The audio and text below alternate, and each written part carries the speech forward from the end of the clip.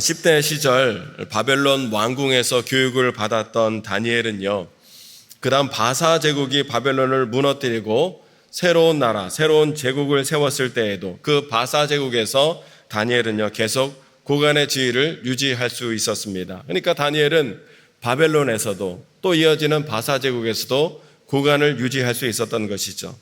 이러한 과정을 통해서 다니엘이 무엇을 볼 수 있었냐면 이 강대국의 흥망성쇠의 역사를 가까이서 볼 수 있었고, 또 열강의 모습들이 어떻게 일어나고 어떻게 쓰러지는지 이 열강의 모습을 적나라하게 가까이서 볼 수 있었다는 것이죠. 그러면서 다니엘이 무엇을 보는가, 무엇을 깨닫는가, 이 모든 세계의 역사는 결국 하나님의 섭리와 하나님의 통치와 역사 가운데 이 땅의 일들이 이루어지는 것이로구나 하는 것을 더욱더 분명히 깨닫게 되었고, 특별히 오늘 본문과 같은 환상을 통해서, 예언의 말씀을 통해서 이 모든 것들을 더욱더 분명하게 깨닫게 되는 것을 보게 되지요.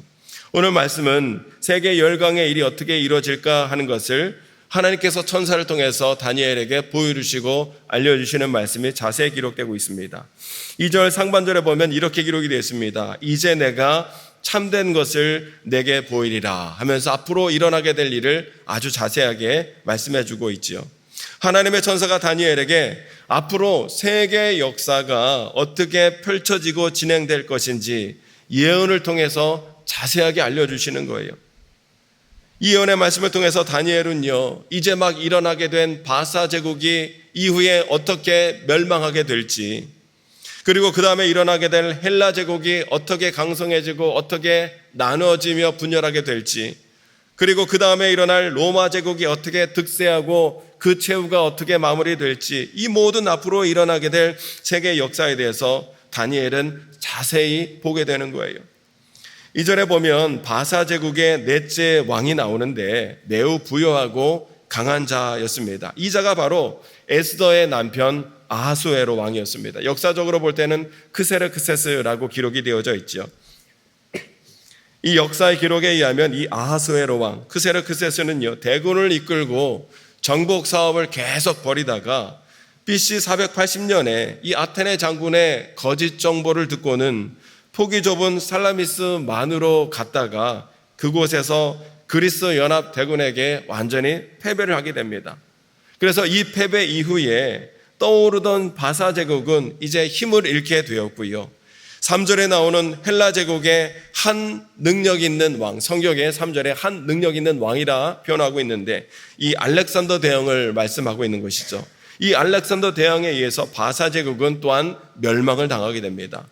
그리고 이 알렉산더 대왕은 세계 전역에 대제국을 건설한 제왕으로, 패권자로 떠오르게 되지요. 그러나 여러분, 이 알렉산더 대왕도 여러분이 잘 아시는 것처럼 33살의 젊은 나이에 요절을 하게 됩니다. 그래서 왕권을 자녀들에게 물려주지도 못한 채 죽게 되었고요. 4명의 신하들이 그 넓은 대제국을 4개로 나누어서 각각 자기의 제국을, 왕조를 세우게 되는 것을 보게 되는데, 이거를 성경은요 4절에서 정확하게 예언하고 있는 거예요.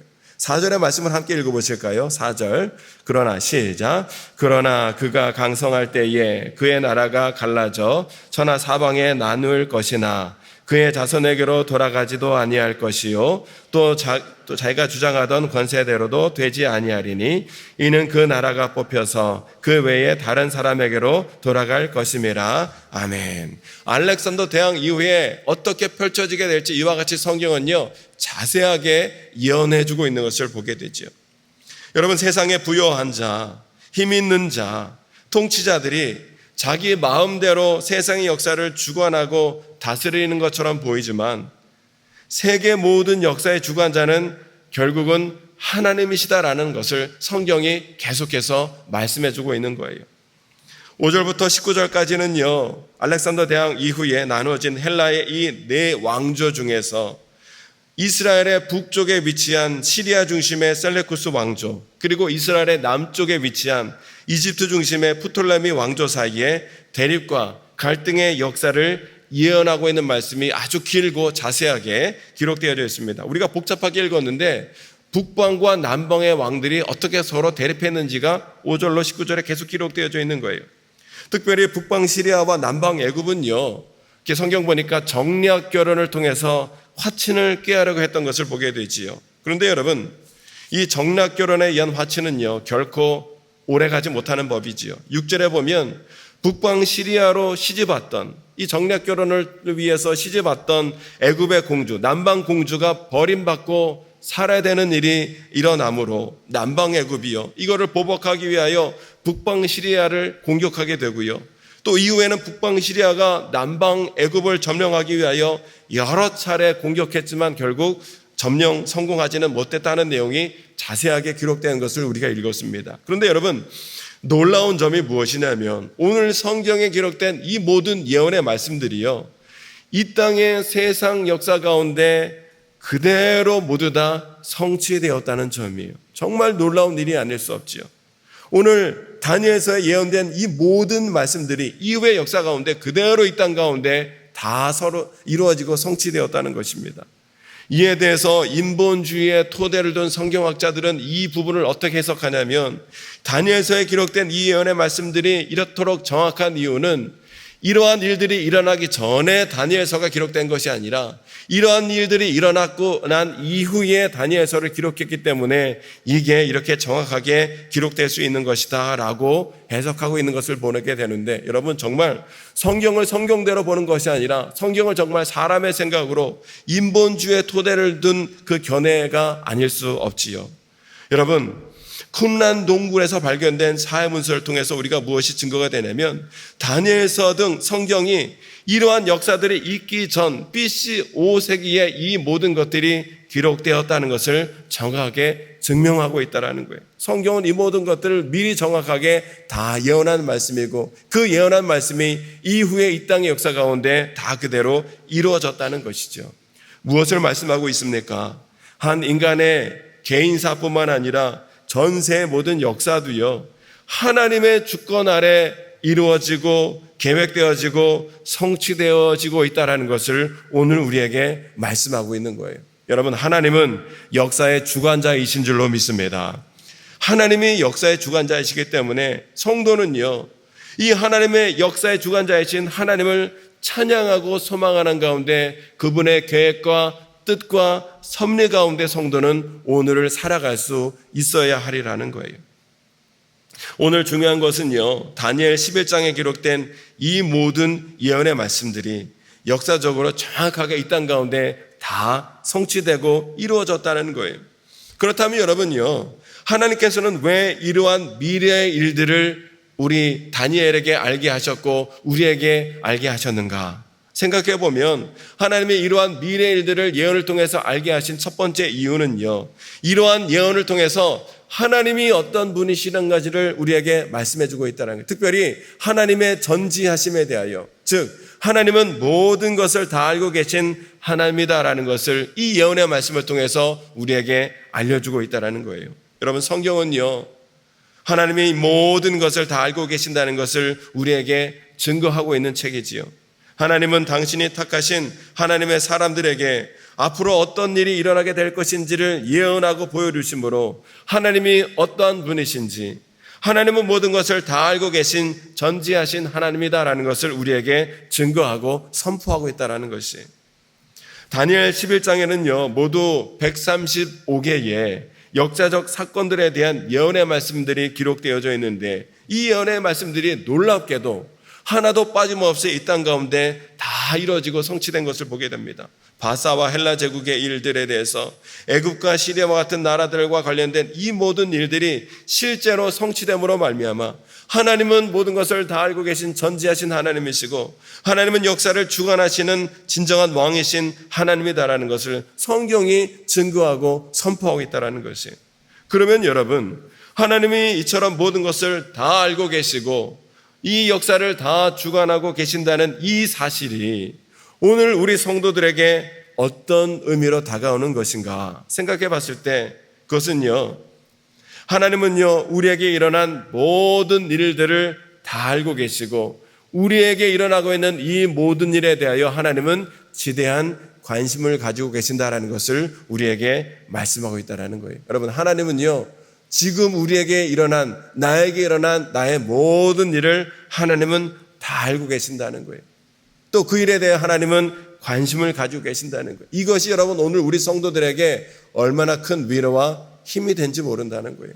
세상 사람들에게 하나님은 당신의 모든 것을 다 알고 계십니다 라고 말하면 이것처럼 두렵고 떨리는 말이 없지만, 성도들에게 하나님은 당신의 모든 것을 다 알고 계시고 하나님은 당신의 일에 큰 관심을 가지고 계십니다라는 이 선포는 우리 성도들에게 얼마나 큰 위로와 힘이 되고 있는지 모른다는 사실이에요. 여러분, 지금 이 세상에는요, 우리를 위협하는 일들이 얼마나 많이 일어나고 있는지 모른다는 거예요.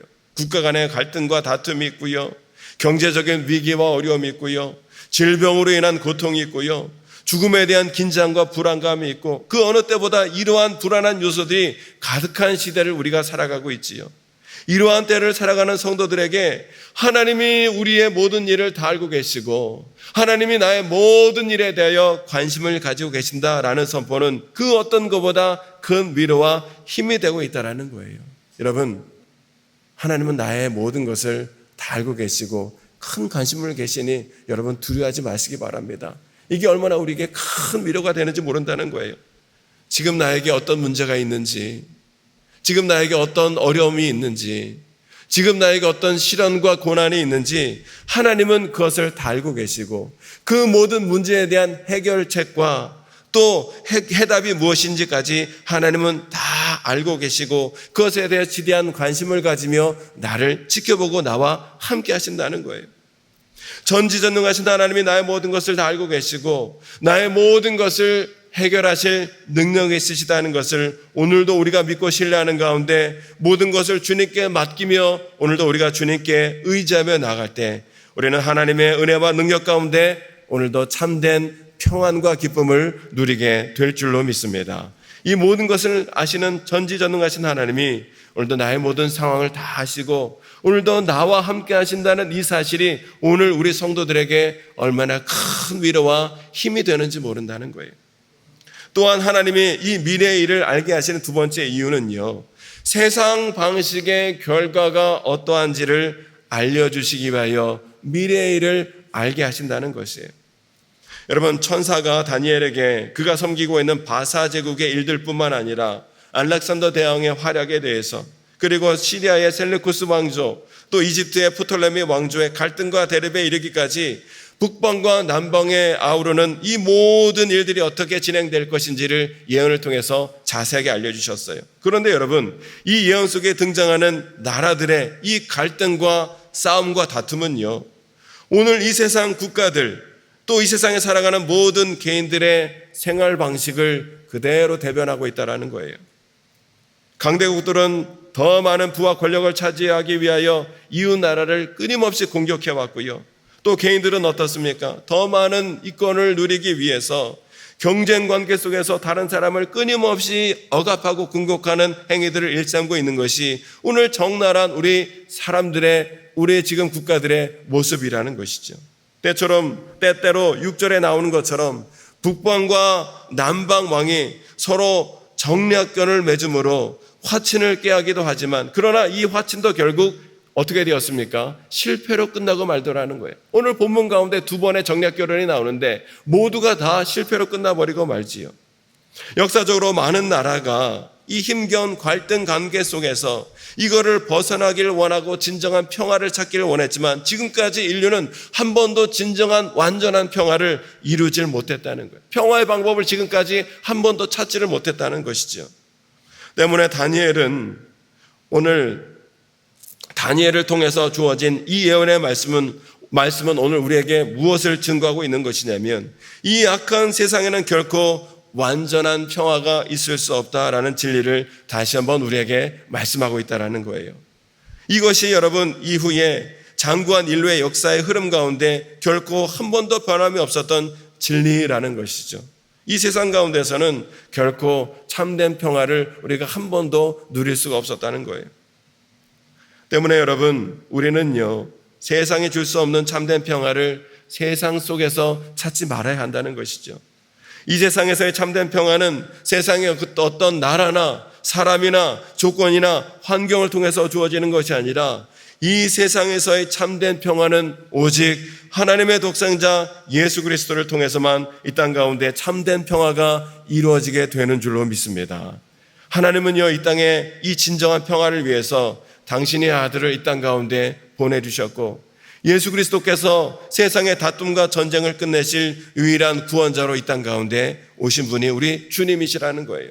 때문에 누구든지 이 예수 그리스도께 나아와 그분의 삶의 방식을 배운다면 갈등과 경쟁이 아닌 평화와 평안과 연합의 삶을 이룰 수 있게 되리라는 거예요.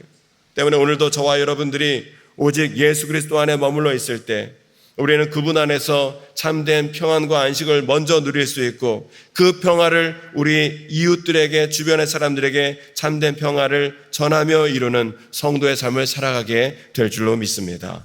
여러분, 예수 그리스도는요, 하나님과 죄인 사이에 참된 평화를 이루신 분이 바로 우리 예수님이시고, 사람과 사람 사이에서도 진정한 평안을 이룰 수 있는 분은 오직 예수 그리스도이시라는 사실이에요. 때문에 오늘 저와 여러분들이 오늘도 머물러 있어야 할 자리는 세상의 그 어떤 자리가 아니라 오직 예수 그리스도의 은혜와 말씀과 사랑 가운데 오늘과 저와 여러분들이 머물러 있어야 될 줄로 믿습니다. 우리가 오직 주님의 은혜 가운데, 주님의 사랑과 말씀 가운데 머물러 있을 때 우리는 우리 주님께서 주시는 참된 평안과 기쁨을 우리 성도가 먼저 누릴 수 있게 되는 것이고, 그 평화를 전하고 그 평안을 이루는 귀한 하나님 나라의 삶을 우리 성도가 살아내게 될 줄로 믿습니다. 이러한 삶을 살아가는 오늘 저와 여러분의 성도의 삶이 되시기를 주님의 이름으로 축원합니다. 이 시간 함께 기도하기를 원합니다. 하나님, 오늘 말씀을 통해 하나님이 어떤 분이신지, 하나님은 모든 것을 다 아시고, 하나님은 내 삶의 모든 것도 아시고, 내 삶의 모든 해결책도 아시는 하나님이시니 오직 우리가 주님만을 바라보기를 원합니다. 더욱더 주님을 믿고 신뢰하며 나갈 수 있기를 원하고, 이 땅 가운데 참된 평안을 이루시는 분은 오직 예수 그리스도인 줄로 믿사오니 오늘도 내 삶이 그리스도의 말씀과 은혜 가운데 머물러 있음으로 말미암아 참된 평안을 내가 먼저 누릴 수 있도록 인도해 주시고, 우리 가정 가운데 우리 주변 모든 사람들에게 참된 평안과 안심과 기쁨을 나누는 하나님 나라를 이루어가는 성도의 삶을 살아갈 수 있도록 하나님의 은혜와 능력을 더하여 주옵소서. 말씀을 기억하며 기도하시고 우리의 모든 기도 제목을 주님께 맡기며 간절히 기도하는 이 시간이 되기를 원합니다. 우리 주여 세 번 외치시고 함께 기도하겠습니다. 주여.